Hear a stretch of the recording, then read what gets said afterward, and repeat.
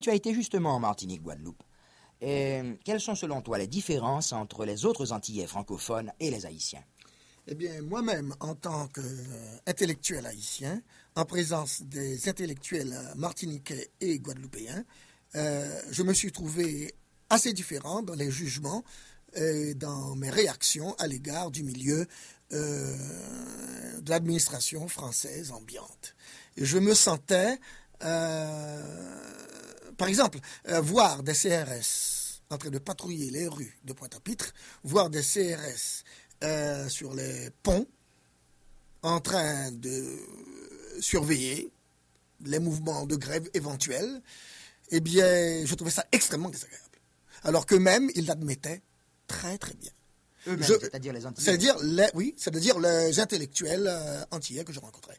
Mais j'ai rencontré aussi des jeunes guadeloupéens et des jeunes martiniquais violemment hostiles à cette présence de l'administration française chez eux, et des gens qui se tournaient vers le passé haïtien pour en tirer une pulsion pour leur présent à eux. Et je me rappelle des intellectuels, ce que me disaient les intellectuels guadeloupéens, ils me disaient, évidemment, vous avez de gros problèmes économiques, et on nous le répète tout le temps, regardez Haïti, mais ils ajoutaient, il y a une chose inoubliable, c'est ce que vous avez fait, et c'est important que vous ayez votre armée, que vous ayez votre police, que vous ayez votre bourgeoisie locale, que vous ayez... Alors là, évidemment, nous constituons dans les Caraïbes... nous faisons figure à part, nous autres, intellectuels et petits bourgeois haïtiens. Mais il demeure que nous faisons figure à part aussi dans les masses haïtiennes. Quelle figure à part? La misère, les épidémies, les maladies et le mépris que nous avons, nous, petits bourgeois haïtiens, à l'égard de ce peuple qui nous nourrit. Ça, c'est à part, ça aussi. Ça, c'est spécial aux Antilles. Ça ne se trouve pas ailleurs. Ça ne se trouve pas ailleurs. Et il y a donc une sorte de différence entre les bourgeoisies des différentes Antilles. Et selon toi, la bourgeoisie martiniquaise et la bourgeoisie guadeloupéenne sont plus proches de la situation économique des masses qu'en Haïti? Selon moi, c'est que nous sommes dans un état de sous-développement épouvantable. Eux, ils ont dépassé ce stade de sous-développement.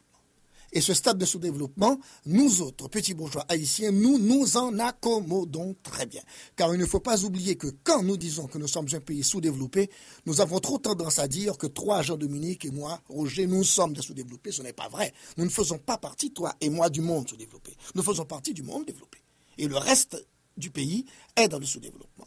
Et ça, en général, nous sommes très tranquilles à ce sujet. Tranquille, non, parce que quand même, l'inquiétude d'un certain avenir est aussi la préoccupation de certains éléments des élites. Et justement, cette préoccupation de savoir si demain notre personnalité haïtienne va pouvoir subsister dans un monde caraïbe soumis presque uniformément à une influence économique, financière et même politique qui risque de faire de nous demain le semblable, l'identique, Jamaïque, Porto Rico et toutes les autres îles qui subissent la même influence. Je crois que les 90% des Haïtiens ne se posent pas le problème de leur identité. Ils se posent un problème beaucoup plus concret, c'est le problème de se soigner, de manger, d'avoir une case convenable.